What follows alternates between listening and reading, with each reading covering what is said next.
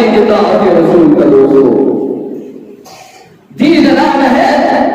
اطاعت رسول کا، اور اطاعت رسول میں چلتے ہوئے جنہوں نے اس دین کو اپنایا، رب العزت کی قسم وہ چرواہے پوری امت کے لیے امام اور مقتدا بن کر کے دیں گے۔ اطاعت رسول، اطاعت رسول، میں نے گزشتہ جمعے میں بھی عرض کیا تھا، میرے آقا کی آمد سے میرے ساری کائنات میں اندھیرے تھے، میرے آقا کے آنے سے اندھیرے اجالے میں تبدیل ہو گئے، آپ کے آنے سے میرے جہالت تھی، میرے آقا نے جاہل کو عالم بنا دیا، میرے آقا کے آنے سے میرے لوگ آستانہ پرست تھے، میرے آقا نے انہیں خدا پرست بنا کر کے رکھ دیا۔ اللہ کے رسول آسمان کے ستاروں سے زیادہ، بارش کے قطروں سے زیادہ، زمین کی وسعت اور ذرات سے زیادہ آپ کے قبر اطہر روضہ رسول پہ کروڑہا اربوں بار رحمت اور برکتوں کا سلام کو آپ نہ دے، اے امت ہم ہمیشہ کے لیے جہنم کے کنارے میں گر کر کے رکھ جاتے ہیں۔ لیکن آپ صلی اللہ علیہ وسلم نے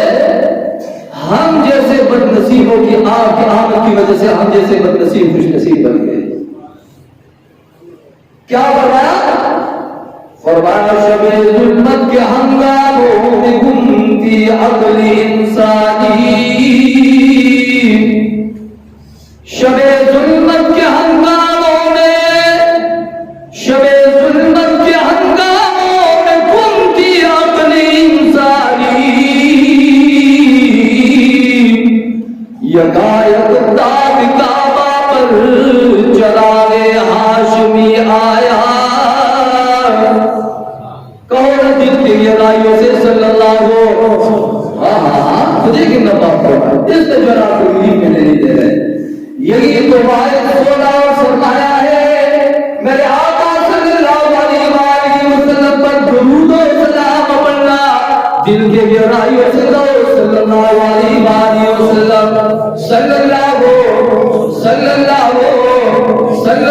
علیہ وآلہ وسلم، یکایک تاج کعبہ پر چراغ ہاشمی آیا،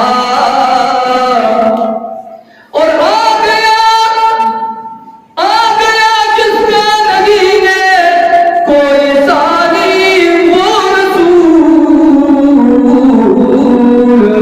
دین فطرت پر کے جس کی حکمرانی وہ رسول، صلی اللہ علیہ وسلم، صلی اللہ علیہ وآلہ وسلم، اللہ کے رسول صلی اللہ علیہ وآلہ وسلم آئے، دین فطرت پر کے جس کی حکمرانی وہ رسول، دین کیا ہے، دین کیا ہے، صحابہ فرماتے ہیں ہم نے آپ کے اٹھنے سے، آپ کے بیٹھنے سے، آپ کی انفرادی اور اجتماعی زندگی سے سیکھ لیا، جو قرآن میں بیان ہوا میرے آقا کی مکی زندگی ہے اور میرے آقا کی مدنی زندگی ہے۔ ہاں میرے آقا بولے تو قرآن بن جائے، میرے آقا مسکرائے ہنسے تو جنت کو جوانی مل جائے، میرے آقا غصے میں آئے وہ جہنم کو جوانی مل جائے، آ گیا جس کا نبی ہے کوئی ثانی وہ رسول، صلی اللہ علیہ وآلہ وسلم، دین فطرت پر کے جس کی حکمرانی وہ رسول، گلمانوں کو عطا کی، گلمانوں کو عطا کی جس نے شادی وہ رسول، فخر بولے جس کے کج کھلائی وہ رسول، صلی اللہ علیہ وآلہ وسلم، وہ گلبان، وہ بکریاں چرانے والے، وہ بکریاں چرانے حضرت عمر رضی اللہ تعالیٰ عنہ جنگل میں گئے، جنگل کے کونے میں رو لگے گئے. کسی نے پوچھا امیر المومنین خیریت تو ہے؟ کوئی دکھ ہے، کوئی درد ہے، کوئی تکلیف ہے، کیوں رو رہے ہو؟ کہیں پر مسلمانوں کو شکست ہو گئی، کیوں رو رہے ہو؟ حضرت عمر نے فرمایا نہ، سب خیریت سے ہو، سب خیریت سے ہے، کوئی دکھ درد تکلیف نہیں. امیر المومنین پھر یہ رونا سمجھ میں نہیں آ رہا، سمجھا دیجئے. امیر المومنین حضرت عمر نے کہا صحابی رسول، جنگل کا آج جس مقام پہ میں کھڑا ہوں یہ وہی جگہ ہے زمانے جاہلیت میں میں بکریاں چرایا کرتا تھا. میرے باپ خطاب مجھ سے کہا کرتا تھا عمر بکریاں تو تجھ سے سنبھالی لگی جا رہی، تیری مستقبل کا کیا بنے گا؟ عمر بکریاں تو تجھ سے سنبھالی لگی جا رہی، تیرے مستقبل کا کیا بنسی، تیرے مستقبل کا کیا بنے گا؟ آج کسی مقام پر آ کر کے میرے دل نے میرے ضمیر پر دستک دی اور میرے دل نے مجھے کہا عمر تجھے تو تیرا باپ بھی یہ کہتا تھا،